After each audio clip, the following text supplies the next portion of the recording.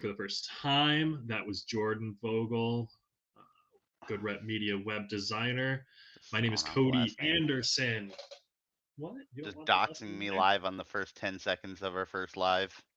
I'm gonna Crazy. link his Twitter for you right now. I'm gonna Crazy. link Yeah, his here's my Soch. personal. Here's his social. I actually have his PII available for sale. Go check it out online. Beautiful. Onlineleadexchange.com. Yeah, and it looks Beautiful. like okay, cool, cool, cool. Heads up, guys, we're just testing out live streaming using Riverside FM. This is our first attempt at getting things kind of going here, and it looks like I'm seeing us live on YouTube. Oh, I'm gonna Live have to and in mute that color. though. Live from New York. It's Good Rep Media Live. Right? Woo! Is that how we do it? I don't know. Fuck, maybe. You know, Oh, I've shit. never watched Oh. SNL. You an SNL fan? No, not really. See, I've been tempted to go back and watch some of it purely because of the weekend update. I see those clips on TikTok. Big fan. Yeah, like I get clips and I'm like, I think I'd probably enjoy watching. I grew up watching like Mad TV, and realistically, that's such a Hmm. not good version of SNL. But it was what I watched. I watched Comedy Central. That was on Comedy Central, and Yeah. I remember, what was it? Mad TV was on at like 11 p.m. or midnight on something. I don't know. Comedy I Central. think it was on. They had like reruns of it all throughout the day, and I used to just like watch it all day. Comedy Central was my main channel. 249 DirecTV. 249 DirecTV, man. I feel like all of us, because you were born 94, right? Yes. Yeah, we were both 94. And I feel like everyone in that same time period, we all had DirecTV with the dish satellite setup. We all had the 249, the Cartoon Mhm. Channel starting at 290. I Mhm. remember that. Yep. What was it? 299 was Discovery was Cartoon like Network. 287, Yep. 299. 296 was um the late night stuff. I Like, remember. yeah. I'm sure that's what everyone's tuning in for. Yeah, We I'm got we got sure. I'm sure. we got Heyo in the chat. I'm looking at this. I can move this like little Riverside FM chat box over here where it kind of has messages, and I can open that. Yo, yo, audio sounding good. It's all good, Heyo. I think you're named Oh, perfectly Heyo is the fine. name. Oh, well, hell yeah, awesome. This is our first test run to everyone who's watching. I know we got mainly good rep employees in here, but this is our first test run of live streaming on the Joey I don't know a Matterhorn YouTube single channel. good rep employee named Heyo. So This is actually a bad time to tell you we've got a new one on the way. this is a bad time to tell you, Jordan, you've actually been replaced. We're gonna need your 2 week notice. We just wanted to do it live so that you couldn't overreact. This is actually a live let go. Ugh, that'd be The first savage. the first live stream on the Joey Matterhorn fucking channel is of firing.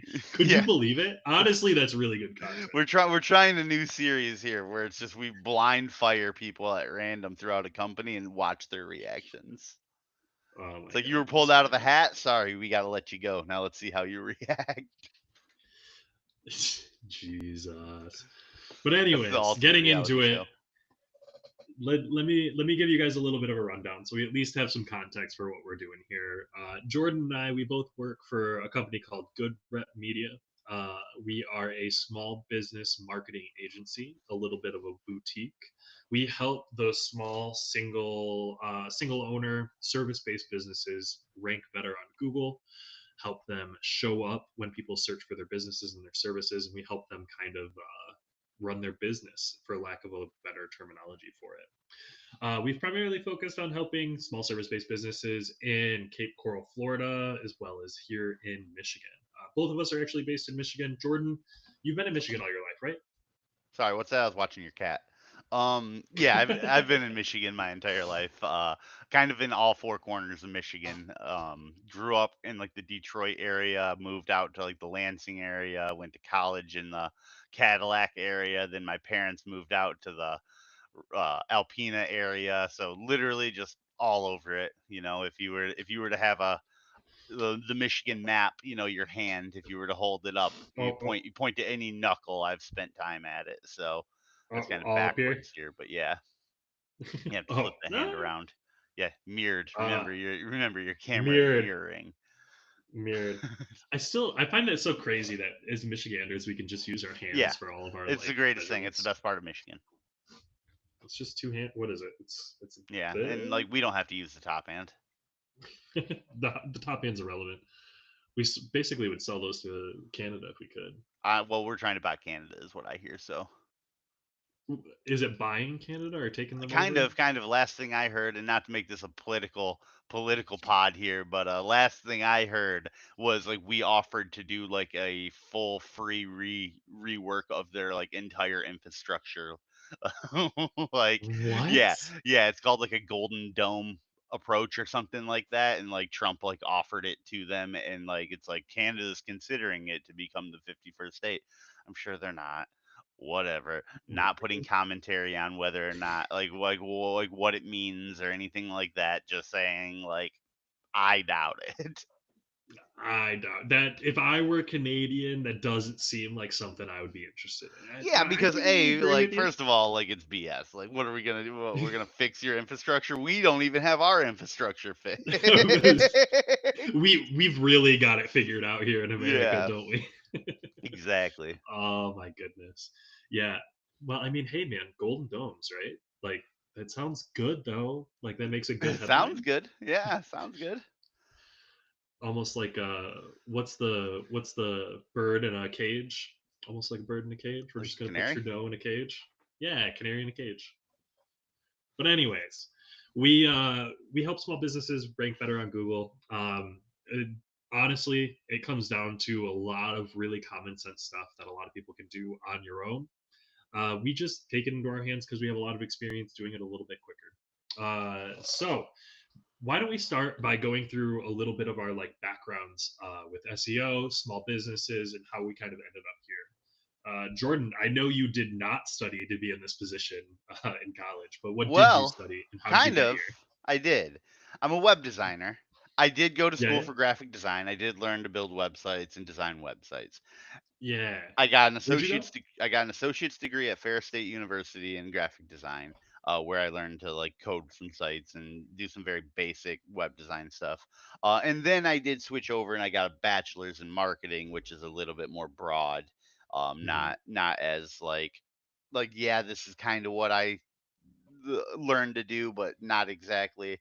Um, this was definitely more of the associate's degree being used here, but it definitely, as far as like SEO and like marketing and everything like that, um, I have the background in marketing, but like web design SEO was new to me jumping into this back when I started it like a year and a half ago, 2 years ago. Um, uh, Yeah, and it's been a learning experience and it's been great every step of the way. It's like one of those few things, like I've never been great at like getting out there and intentionally learning new things, but this was something that really caught me and was something that I like was able to get out there and get excited about learning about. yeah, for sure. And so how long were you in school? You said you started with I graphic did I design. had a couple, like when I first started I was in like architecture and like I made a couple changes. So I was in school for like 6 years, but Oh hell yeah! yeah. I think that's pretty standard at this point. I Yeah. know for myself, I was in for about 5 years, Yeah. and I was even less related to marketing than you were. But okay, so do you feel like you left college ready for what you currently do? Do you think college prepared you for the job you have and what your day to day looks like now? No. No, no, in no way do I feel like it did. I think like it gave me, like I said, the design side of it, I think gives me like a bit of like a critical eye to be able to look at things and be like, well, that's not right, and like kind of tweak things to make it look better. I've always been bad at building from the ground up. I think I do better if I have like a foundation to work from and then I can tweak it to make it, like, if I have like a C plus product, I could turn it into an A minus product pretty easily, but like I couldn't build an A minus product from scratch, and so that's what I think Okay. a lot of the work I've kind of done here has been able to take like websites that are already started and like have the inspiration from what they already are and um turn them into something a little bit better, polish them a little bit, which I think is great Yeah. for what we're also trying to do as an agency here. Because in theory, whoever we work with is going to be already like they're going to have websites, they're going to have brands and everything like that. Hmm. You know, like where while we can do rebranding for a company, like typically what we're trying to do is expand on an established brand because we're doing smaller businesses already. Yeah, um and I think that's something to kind of hit the nail head on with is good rep. We help small businesses when you already have a business. When you have an offer, when you are able to provide a service, we can kind of step in and show you how to get that service in front of the right eyes. We've had a lot of really great success working with spas and massage therapists who are looking to find new clients, and they come in and they're like, hey, so I have this business model idea. I have a name that I really like. I have a couple of colors picked out, and I have a service. They provide a service. They provide something. They just don't know how to do the marketing. They're like, I know that I do the best Swedish massage in my city, but how do I tell people? How do I get that in front of people? How do I help them to understand that I give the best Swedish massage? How do I let them know that I give the best facials? How do I let them know that I provide the most, like, whatever your service might be, whatever your offer is, getting that in front of customers is something that I think good rep we primarily help with. So to what you said, we're not out here coming up with brand new business ideas. Our business idea was good rep. We're going to help you, but we're kind of here to help iterate on your business ideas. So kind of segueing that in, say we have a brand new massage therapist. They come in and they're like, hey, good rep, I've got a client list. I got 100 people that I've helped, but I'm brand new. How would we start with them? What would be your first couple of questions to them? Hold on, kind of paint it for me again here. So Oh, it's yeah, a yeah, yeah. We'll run it up. We'll run it up. So I'm Cody Anderson. I have been a massage therapist. I'm 31. So let's say I've been a massage therapist for about 10 years now. I've had a good book of business. I've got a list of about 200 customers that I've helped in the past 10 years, and I've got a pretty consistent schedule. But I'm looking at getting some more consistently new leads. I feel like I'm seeing a lot of my same customers, and that top of the funnel is just a little bit more dry than I would like it. I've got a little bit of a website, but it hasn't been updated since I made it in 2016. I get most of my business through Facebook. What are your suggestions? What would you tell me to start off with? What are your ideas? Well, I would turn to you and I'd say, "This is all great. Let me pass this off Sir. to my manager, Cody Anderson. I'm the web designer, so let me go ahead and hand it off to the voice of the company here." Okay. But no, yeah, no. Realistically, the checklist of things that I'm always looking to get answered right away is, what are our goals? And as you kind of said it there, it's to kind of grow our clientele list, which is typically always going to be it. I would Yeah, ask that if we always. had like any like budgeting, like if we're doing like if you've ever ran any ads in the past, where we're at with that. I would immediately first things first take a look at the website. It's hard to like say like, okay, well, this is what we can do for the website until you like sit down and take a look at it. Again, I'm not the elevator pitch guy here in the company, but uh You're, I'm just remembering how you went out. So, for those of you who don't know, Jordan was actually the guy to bring on one of our first outside clients, and he managed the whole process. I didn't have any input or anything like that. He just came to me and was like, "Yo, I've got this guy. He looks like he might need some help. Do you think we can help him?" And I was like, "Oh, hell yeah!"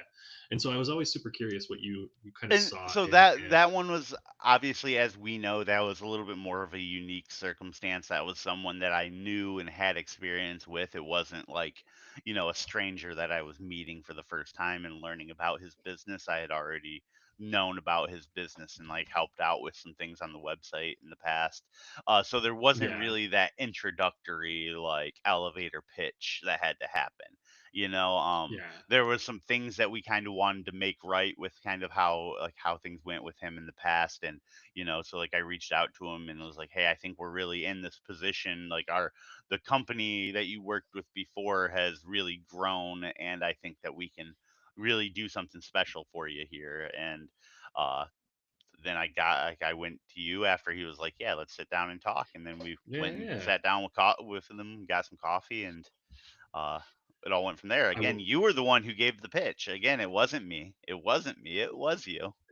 You brought him in. I brought I him was in, sure. 100% yeah, I think he was sold when he walked in on, or well, to be fair, he did walk in with like, I'm gonna go meet with a Yeah, couple of them. he had a few different clients, and I think you coming in, you pitched the value really well. You talked about like how much things were going to cost and how like you were open and honest. I think that's big in sales. Like I think that nowadays you get people who are just lying to tell you whatever you want to hear to Ooh, make a sale. yeah. I think you were like, hey, like we're small. That's why our price is going to be smaller. We're still learning as we go. You'll learn with us, and it like I think you pitched the value of our pricing and our business very well to him, and I think that's what Yeah. ultimately sold him. And I think that's something to definitely dive into. So if you own a small business, your margins are generally very small. You're working on supporting yourself or your couple of employees, and so a lot of these marketing agencies, especially the ones that can make these big bold promises of getting you to the top of Google Maps and making sure you show up in search and you're getting hundreds of new customers a month, they're able to do those things on a budget of two, three, five, 10 grand a month. And that's just not a feasible price point for a lot of these, oh, excuse me, a lot of these smaller businesses. If you're operating on a $5 to $10,000 a month cash flow, if you're a small business making, $5 to $10,000 a month before costs or even after costs, and you're going to contribute 20 to 50 to 70% of that into marketing costs, that's just too much. So we at GoodRep, we try to kind of meet these small businesses on the level that they're at, which is under a grand. We're able to help you out. There are obviously a lot of different things that go into pricing and packages, and a lot of that is something that we can work out one on one with different people.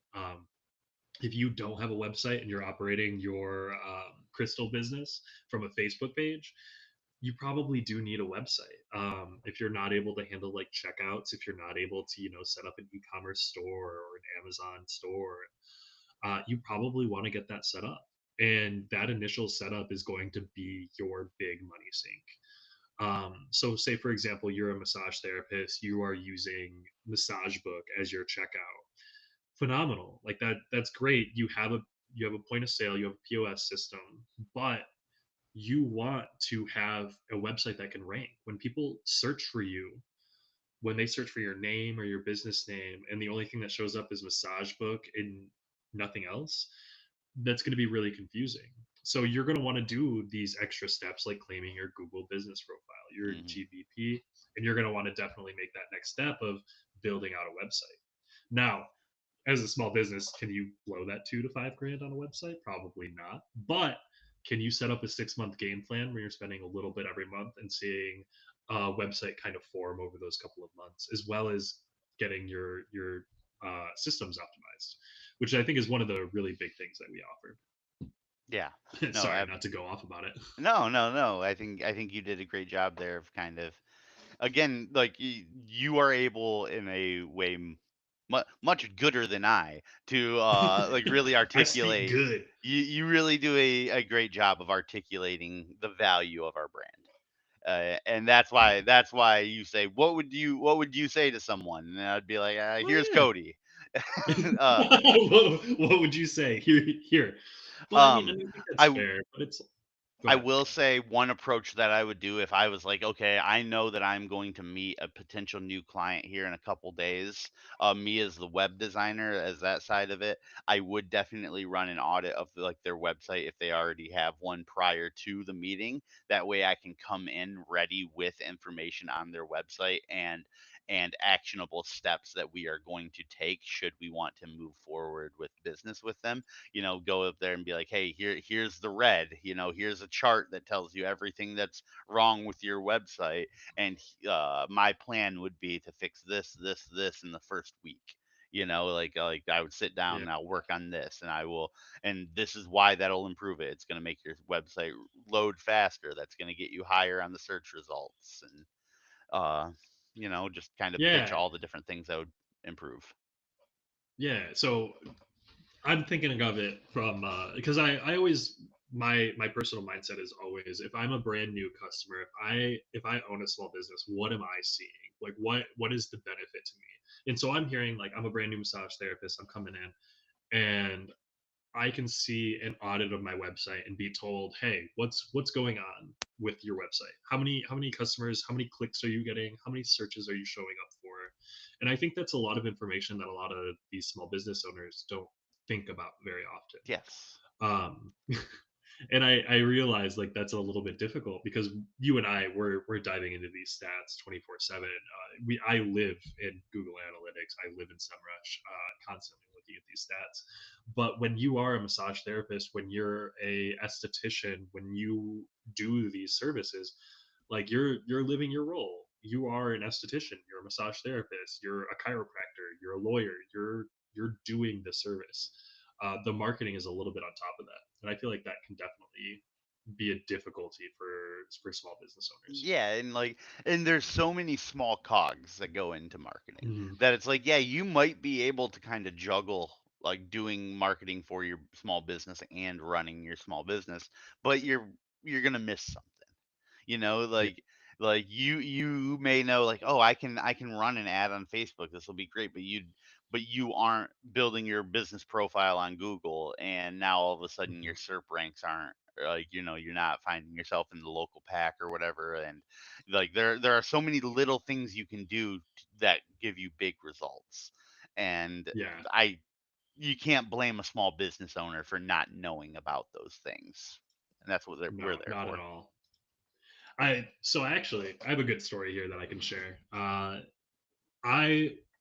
little bit of a preamble here. I work with a therapist pretty regularly, and I was chatting with her after a session because she is swapping her practice from working with a practice to her own individualized practice.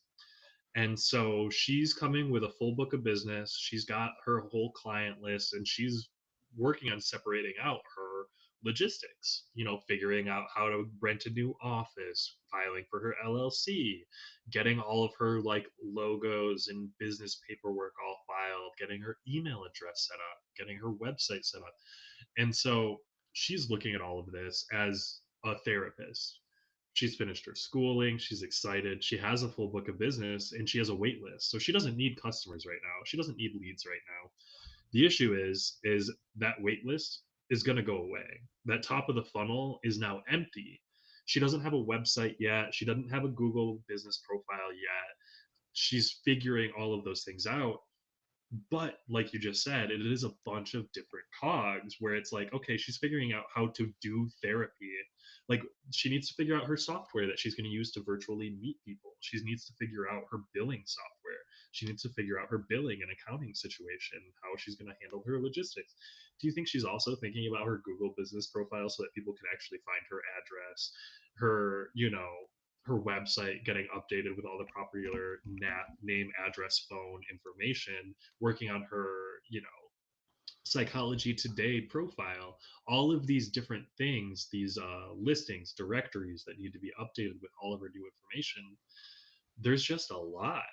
And so I was chatting with her about this after our session, was just kind of like, hey, so first step first, start with your Google business profile. You want to claim your Google business profile. You want to make sure you get that updated and filled up with the correct information, and then we can look at the other things because it is a lot. Like as soon as I started like going down the checklist of things that I would tell someone to update, like even in Google business profile, like add a service area, add every single one of your services, make sure your description includes location, zip code, make sure your location data is up to date, make sure that you're posting on your Google business profile at least weekly, make sure you have location photos added as well as tagged.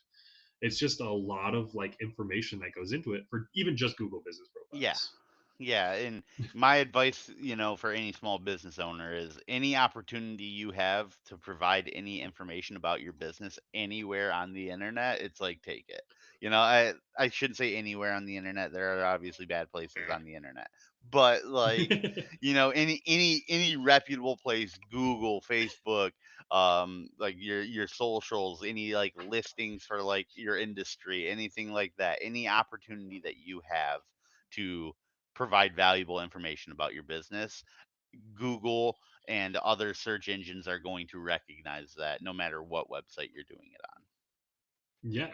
And one of the things that I just mentioned, NAP, your NAP, name, address, phone number. One of the first initial things that you need to set up is your business name, your address, and your phone number, and make sure that's consistent everywhere across the internet. So for the example that I was giving you guys earlier with my the therapist, she's starting her new practice, but her name is still associated with her old practice. On Psychology Today, it's associated with her own practice. Her description on Psychology Today includes a link to her old profile on her old website that no longer exists.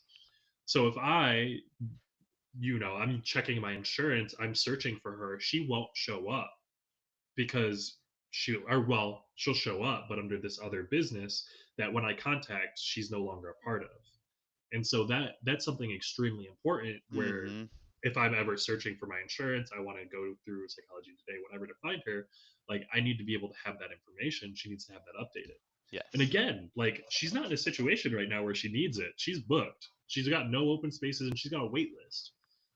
But is she going to have that wait list forever? Is she Right. always going to be in a situation? So it's something to be aware of. You definitely want to like get on top of these things before they become problems. Because the last thing you Yes. want to do is have an open spot and be like, oh, I can't fill it. Or, And then, secondly, I'd say another important thing is make sure, like you said, it's got to be consistent, uniform across everything. Make sure you got everything the same. Uh, mhm. Make sure you do it right the first time. You don't want to like be like, we'll just shorthand the address, come back and change it later or anything like that. Like we are our own perfect example here. You look at our good rep listing on Google. We're still waiting for that to get Oh, deleted, like so that we can have don't a do new it. one. Like Uh, we did everyone we did it intentionally so that we could be our own bad example. um Thank you. That exactly perfect. But no, really, like if you search Good Rep Media, our Google business profile is incorrect right now. It's an incorrect listing.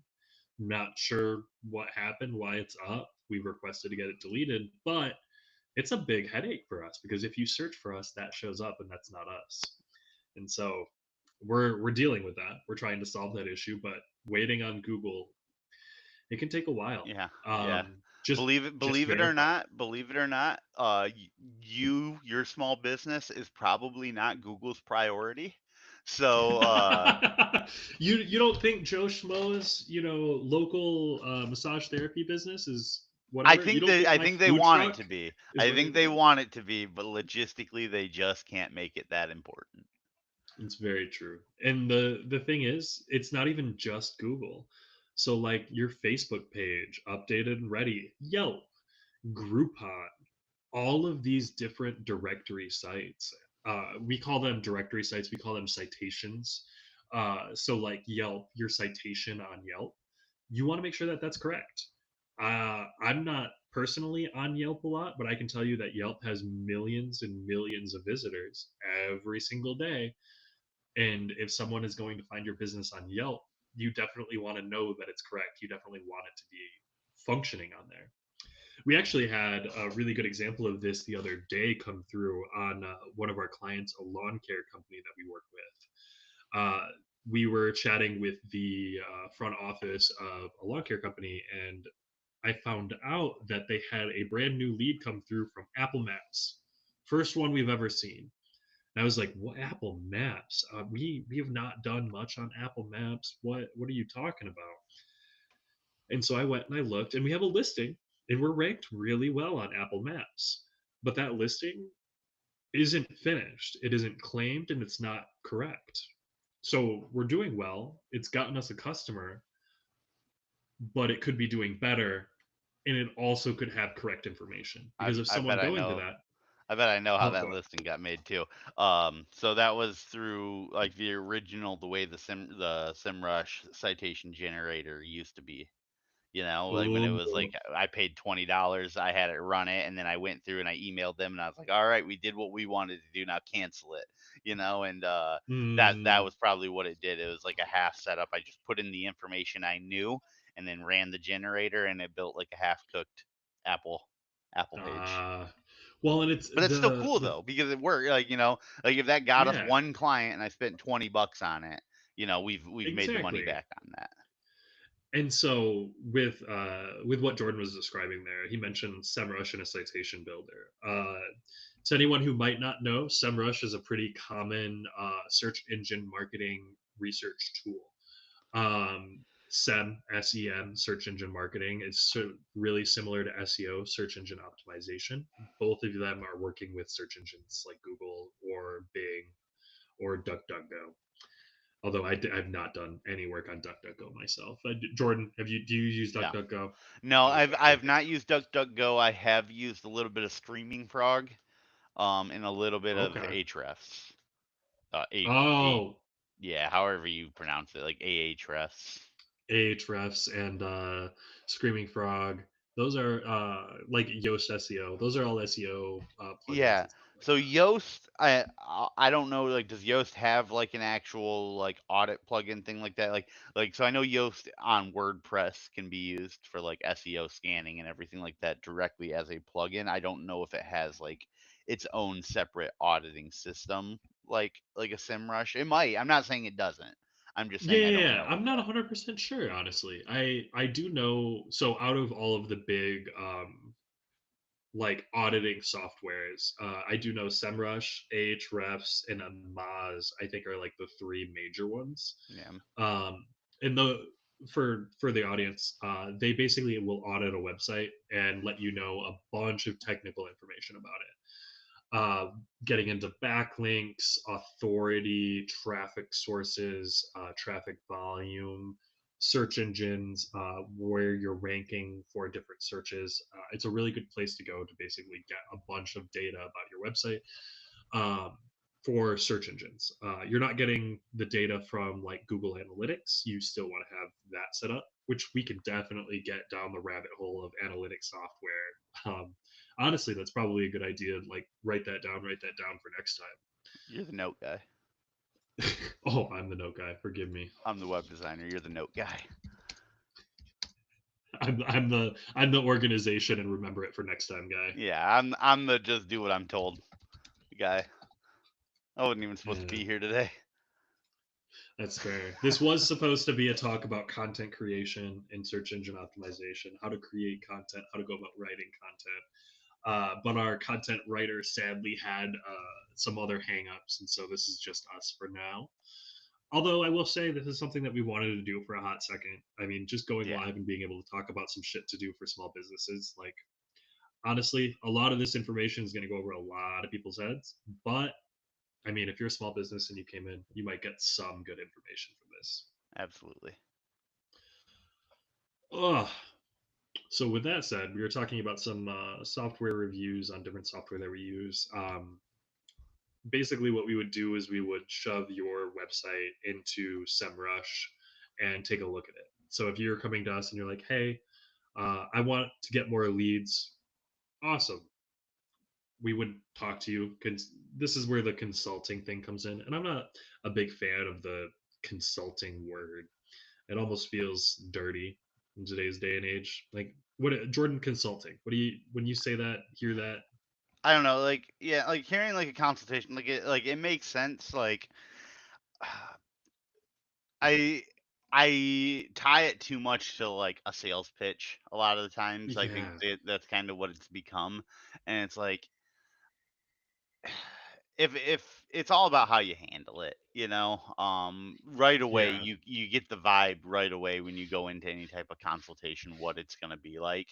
And yeah, if you can get the vibe right away that like this is going to be, no, this is people just talking about our business and trying to figure out what the best steps are going to be,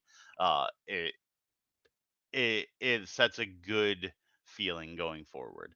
If you show up yeah, and it's like, oh no, this person is just talking about like what they could do for us in like a very generic sense, then it's like, no, I don't know, I don't like this as much. It's how pitchy is it ultimately, you know? yeah. Are you It hyping up your business in this consultation, or are you figuring out what I need in this consultation? It's the intent. yeah.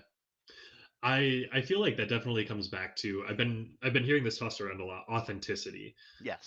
It really all stems from being authentic. Are we here trying to make a sales pitch and get a whole bunch of people to sign up and give us money? Like at the end of the day, yeah, uh, we are an agency. Like we Yeah, are we Good are a Rep Media. business. We would love to get paid, but coming into a consultation where it's like, hey, for example, one of the offerings that we wanted to do, one of our offers is a free 30-minute consultation. What we'll do is schedule a 30 minutes. Come talk to us. You talk to me for 30 minutes. I run your website through our auditing software. I let you know kind of where you're at, where I would start, and the things that I would suggest that you maybe take a look at and could do maybe a little bit better. So one of the examples of an audit that we ran, and this ran over a little bit more than 30 minutes. And actually, let's segue that.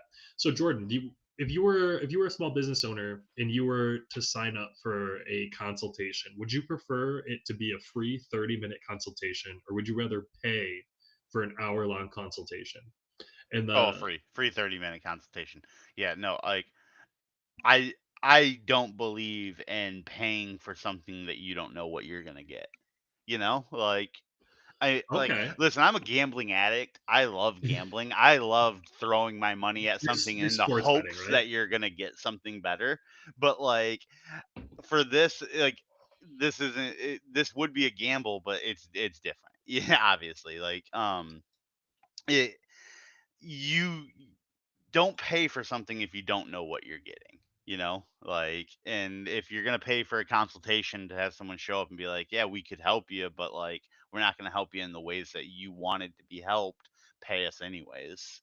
Like, that's not fair. Yeah, You know, and that's yeah. that's gonna dissuade you from even going out and getting new consultations and stuff. Like, you know, like if it doesn't go the way you want it on your very first paid consultation, you're probably gonna be so deflated from getting out there and finding someone else to like be able to help you. Yeah, that's very fair. I think in my mindset, I'm looking at this as buy-in. Like if you sign up for a random free consultation, one, neither side has any buy-in. For me, I'm spending 30 of my minutes working for you and looking at all of the things that I can do for you in the hopes that I can make an upsell. And I think everyone who signs up for free anything, you sign up for a free consultation, you sign up for a free vacation to go to a timeshare or whatever, you know you're going to get the pitch. And so if I sign you up for a free consultation, I have to make a pitch. You know what I mean? Like Yes. I Yeah. don't have a choice. But as opposed to say, okay, you spend $20 and you're going to spend an hour with me. Now you go into that hour. I have buy-in because you've paid for my time already. Now, is that $20 covering my time? Actually, no. Like, let's be clear. But you've paid for me to be there, and you also, as the client, as the person who wants that information, you paid for this information, so it's more valuable to you. You know what I mean? Yeah. So you're more likely to be involved. You're more likely to care about the advice that you're getting. I Now, is that information valuable? I understand your argument. I think that's a very valid concern to have. yeah. Is like, okay, if you pay that $20, are you going to get something valuable? I And think how do we? ultimately it comes down to what the person who's being paid to do the consultation provides during that consultation.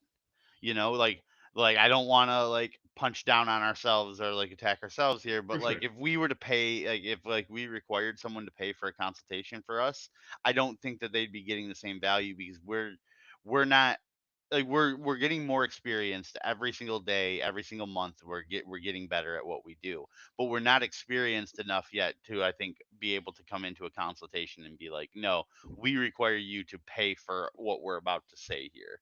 You know, like I think that we are still learning with the people as much, so like we are gaining just as much by getting out there and doing that consultation. So we're not in a position that we can try and sell a consultation.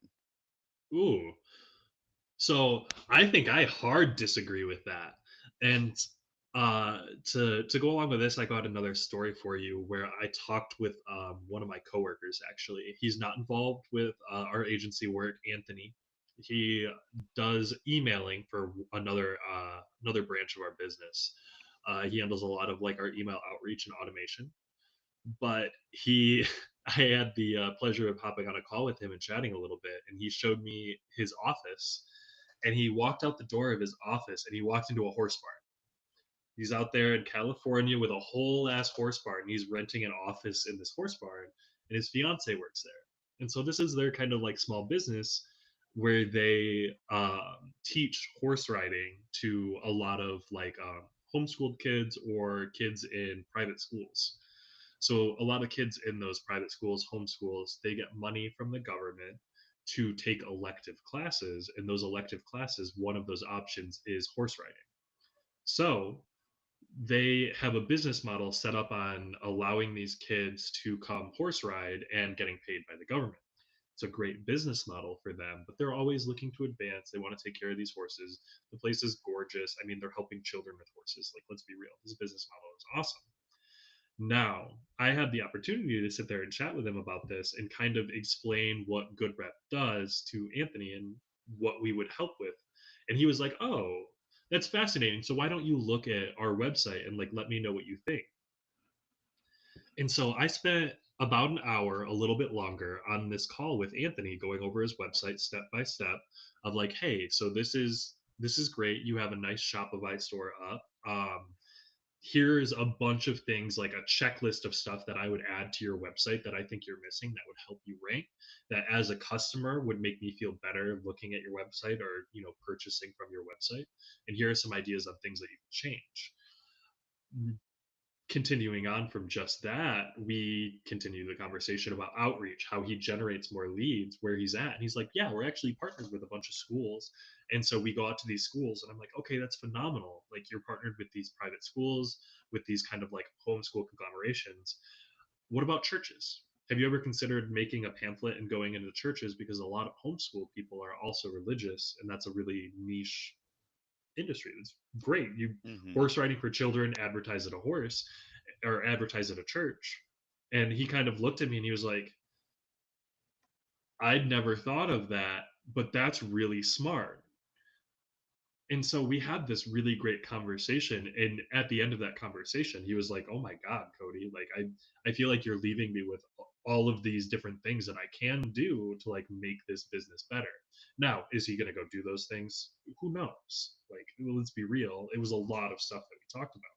But did he leave with a list of things that he could change to make his business better if he wanted, or to at least test? I don't want to claim that anything I would do would make it better, but a bunch of things to test. Yeah, 100%. And in my head, that's the idea of like, okay, we meet for an hour and you leave with a list of actionable steps, things that you can do in the next couple of days that would have a measurable impact on your business. And Gotcha. that would be my goal. So like hearing that, does that change your thought process, or like what's your Yes response? and no. Like, so it sounds Okay. like with him, it was more of a you went into that as like a hey, this is how I can like this is like what you can do to help yourself versus like Yeah. hey, this is what I can do to help you. You know what I'm Yeah. saying? And I think that that's almost like two different things. You know, like if they're looking for that type of consultation, like, hey, I'm just looking for what actionable steps I can take, not what can you do for me, then Yeah. I would pitch that as two different types of consultations. You know, like one is like That's one, fair. yeah, pay for one, don't pay for like the other. You know, like because it we're trying for the first one where it's free, that is us trying to get you to give us money in the long run. Whereas Mhm. the second option is like, this doesn't sound like this is someone that's going to want to give us money for the long run. Let's try and get a little bit of money from them now. And again, I'm only saying this so like cold heartedly because it is a business. It Um, is a business. you know, At you the end get of the the day, money. we're all Yeah, yeah. we got to make business or we got to make money. If we don't make money, I don't even get to work for this company anymore. So, At the um, end of the day. yeah. Um, but yeah, if you can if you see it as an opportunity to make money repeatedly over a course of time, I would say make it a like free consultation. Hey, this is what we can provide for you. If it's someone who's like, hey, I don't need a website built, I don't need like all this, I just like want a little bit of advice to like what I should do going forward, then yeah, $20 1 hour sit down and you know talk about it like that. That that's a different situation though. Yeah. So you gave me two different ideas to jump off of here. The first idea is the the idea at the end of that conversation where I'm kind of like, hey, here's a bunch of stuff for you to do. I like the idea of approaching every audit like that. Every audit should be, here's a bunch of stuff for you to do, because at the end of the day, I think every small business owner out there can do everything that we do. We are not doing anything that you could not do yourself. Now, Some of the are website build we? might be a little tougher. Well, it would be tough, but I think that like these small business owners, I think they can figure it out. Would it be easy? Would it be quick? Would it be economical? No. No. I Well, I 100%. mean, We yeah, can do it anybody quicker. We can can go do to it easier. college for 4 years, sure. Like, yeah, man. Anybody can go get a degree and figure it out, but Yeah, I yeah. don't know. Like anyone can do anything, Cody. Like, We're not limiting people here, but I more so mean like I talk about all of those like things that he could do, like make up a brochure to go put in a church. That's something that he could go do himself. yeah, But if he doesn't want to put together a brochure, it would be the I like leading off that conversation, not a pitch necessarily, but like here's this long list of things that you can do if you're feeling overwhelmed, because I just gave you a list of 25 things that you could do, and that's a lot for you to think about because you're a one person team. Maybe you hire us and we can think about those 25 things and you don't have to think about it. And then we just tell you once a week, these are what we're doing. Hey, this is what we yeah. did. Hey, this is what we did. And it's You like, know what I yeah, mean? he could go make a brochure and drop it off at churches, but like, what are the odds that the brochure he makes is going to be better than a brochure Emily makes? Well, That an exactly. actual designer can sit down and make one that flows well and is readable and not too busy. And, like, yeah, they could do it, but like, they might not do it as well as someone like a Well, professional exactly. company can. And it is again, they can go make that brochure, but you can come to us and we'll be like, awesome, Yeah. let's do a situation. And that's when we get into the pricing and blah blah blah blah blah, the pitch deals where it's like, hey, so we're a monthly retainer of X amount to handle your website you're hosting. And then when you want your pamphlet, when you want a pamphlet update, we'll work with you on that Yeah. for X flat So amount discounted because you're with us monthly, blah I blah blah I blah think going back to like the initial like consultation, the free versus not, it's like almost like I wouldn't say the paid one is like a consultation. It's almost more like a curated lesson, where it's like, Yeah, okay, like this is like the free consultation is us figuring out what we can do for you, and then the paid one is us figuring out what you can do for you and telling you how to do it and teaching you the ways to do it. uh you're paying to become self-sufficient a little bit, um yeah. and I think that would be a great business model to do. And like, I know we're always talking about like courses and stuff like that. Mhm. This would be very similar to like, paying fucking, sorry, I keep cursing. This would be close to paying to like $20 to get yourself a course, but instead this is a one, like, this isn't a recording that teaches you how to do it. This is a one-on-one. If you have a question, you can ask a question. And I probably wouldn't do $20 for it. It'd probably be a No, $40 thing, but like, it if would not have to be a more. higher price Yeah. point. Yeah, Yeah. but it would be very much of a situation where, like, yeah, do you want to spend $40 or $50 for a course, or do you want to spend $40 or $50 to chat with someone on a one on one? And it might even be a situation where we can come up with a course Yeah. and then just offer, hey, here's 5 hours of shit for you to read, and you also get an hour long call, and it's $100. Yeah. Like that would be an offer to come up with. But now, so the second thing that I wanted to go over, and I'm sorry to backtrack here, but what about offering both on the same lander?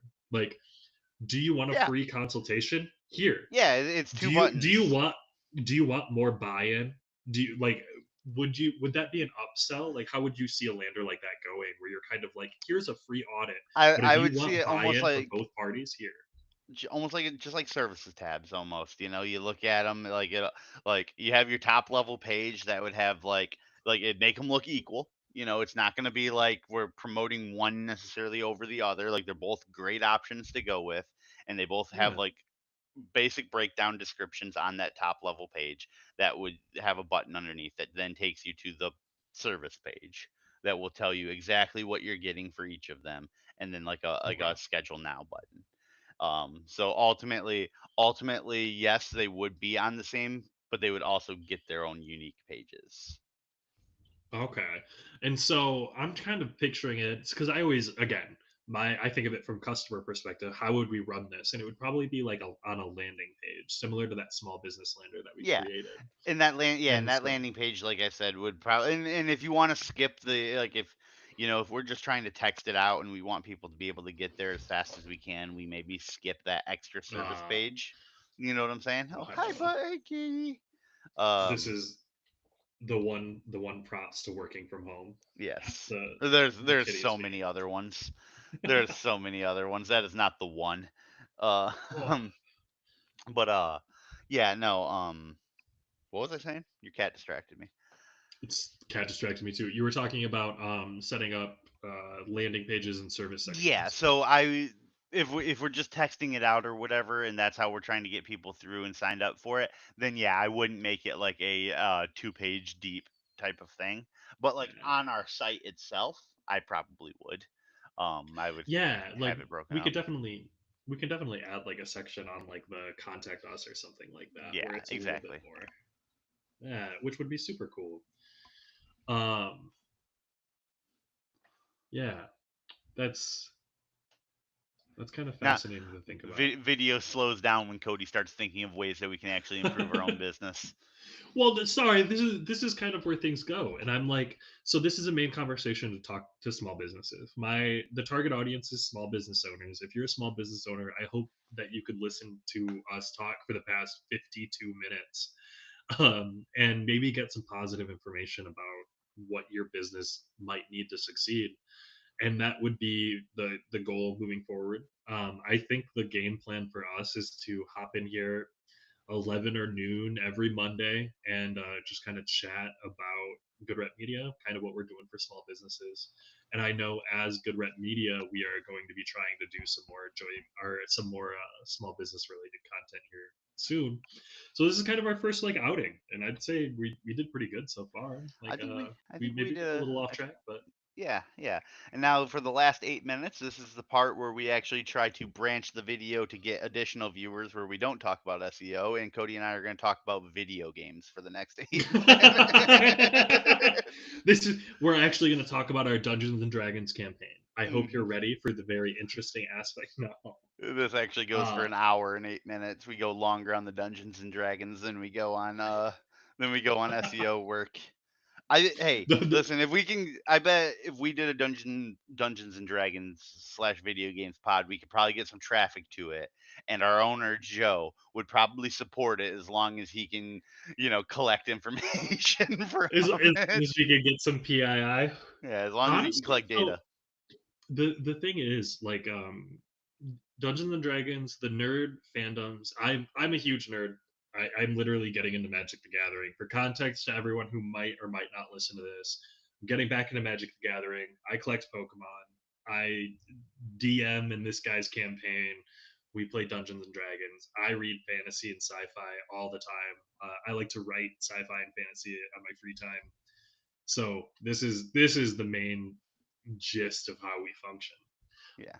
But tell So me you so don't want to thank you create for a making Dungeons it and through Dragons. the introduction to the video. Now we're going to dive into the real meat and potatoes here. Uh, The real business. But it's also like, tell me you don't want to create a big leaf website and like let's go. yeah. Yeah. That'd be pretty awesome. Just have like a whole website built around like our gaming group and everything, and you can use it to grow it. We can promote. We can run ads. Well, and I've thought about doing things. And so this why don't we get into business ideas? But 5 minutes at the final end of the Yeah. stream, we can talk about random business ideas because I've had the idea of like getting together a group of people to DM for like libraries and shit like that. So like go run campaigns at KDL, go run campaigns at random libraries across the city. And it would be a functional nonprofit. Like literally, you know how we Big Leaf Roleplay Collective turned that Hmm. into an LLC. have it be a bunch of DMs, and the DMs go out and volunteer their time to run campaigns and teach children. Like, Yeah, I think that'd be sick as kind of hell. like what Mitch had, like, his students that he was trying to like get them into D&D. I don't know how that went. I think last time I heard it didn't go great, but like, he's getting out there and he's trying to get people interested in doing it, and I Yeah. think he doing it in his like classroom. I don't know. I don't think he was at like a library or nothing, but No, he so Mitch is one of our other campaign members. He plays Berend, cleric dedicated to Odin, and he was trying to get the boys and girls at his Boys and Girls Club. He works for an after-school program. He's a vet working for a Boys and Girls Club after-school program, and so he is trying to get them involved in D&D. Mainly because of D&D, there are studies that show when kids get into D&D, they're a lot more emotionally developed. It helps them with their emotional regulation as well. It's a really, really good thing for kids to get into. Helps them self-regulate. So it's something that I've considered. Definitely, I mean, the monetization on something like that, being able to actually bring in money for a nonprofit, like that makes it a little bit more difficult. But on the same end, doing paid DMing might be an option, like offering those services as paid in addition to doing the volunteering for free. But at the end of the day, it is like nonprofit, make money off of donations or from the government. yeah. So I've had ideas, and I'm not going to say I'm here so that the whole internet can go steal all my ideas that are non-patented. Um, but I've got some ideas for like D&D apps that I think would be really cool. Um, to kind of yeah. implement some like kind of like text-based D&D where it's like you can have. I'm just gonna say the idea. I said I wouldn't, but no one's gonna steal it. Um, I'm stealing it like right now. I have Literally like right now. it's like a text-based D&D app where like you have a DM like starts a lobby that he invites like 5 people into, and then he like everything is all by text. He texts out like this is the scene, this is what's happening, whatever, what does everyone do, and then it goes through and each person like it'll do like a turn order where each person can type like I want to try and do this, I want to try and do this, I want to do this, and then like the DM can assign like checks and everything to everybody, and then everyone kind of does their checks all together, and like it's just constantly ongoing. Like if like not everyone can be playing at once, it'd be like yeah we might pause for a minute, and then like when Tommy gets his lunch break, he does like a turn or two or something like that, and then like I'm Yeah. laying in bed to go to sleep, and I'm like, oh, I'm gonna, I'm the DM, I'm gonna advance what's happening for them, and the DM would have like full control to be able to like skip people's turns and stuff like that. I would want to like input into it like an actual like little combat like um where like it's just a tracker, like Yeah. automating like turn orders and like health and stuff, and the DM can choose what's shown and what's not shown. um I don't know, like, and That's then kind like of built-in character sheets and everything. yeah. Immediately that my immediate thought is like I could you make a Discord bot to do that?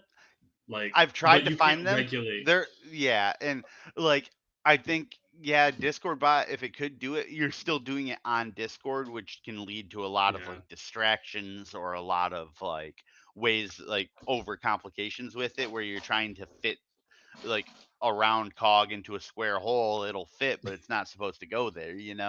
Um Yeah. Whereas if you have a dedicated app to just doing this, I think it would keep people more on track of what they're doing on that app. Yeah.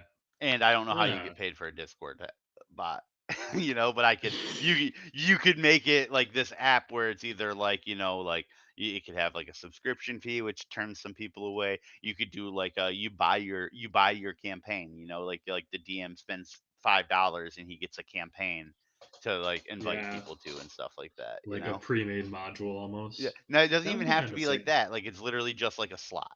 It's like Oh, I yeah. pay $5 now. I get 5 seats that I can invite 5 players to, or up to 5 players to. Yeah. Fair enough. Fair enough. That sounds kind of sick. I Yeah. mean, it sounds like it would take a lot to do, but then Yes. again, with Then thus ChatGPT the way thus it I is, like, haven't done it. eh, I haven't done it, but yeah, no, it's definitely something that I would love to kind of look into. I need to find someone who has just a lot of experience in building an app and would be okay with being like this is your thing. I'll do it how you want to do it. Obviously, I'd have to pay this person or whatever, but like I need to find someone who'd be on the same page as me, but also like willing to let me like if I'm like, no, let's do it this way, that it's like, okay, that is how we're gonna do it. I can't be like, Yeah. no, let's do it this way, and then be like, but I really like this. Which I know me as Yes. a developer, that's how I am, as a designer. So Just a little bit. Just a little yeah. bit. But it is noon. We have made it our hour. I appreciate everyone who's shown up for this first live event. I think we peaked at like 3 viewers, so this is a great time. I appreciate having everyone on. We're gonna be live again next week, same time, same place. Look forward to seeing you then. Awesome. Anything you got to say before we head off, Jordan? No, I was just gonna sing our outro music as we go. All right, you hit that outro music, man. Media Buyers Academy. I don't remember the rest of the words. I Media think I can. buyer. Please end the video so that I don't have to keep doing this. Media Buyers Academy.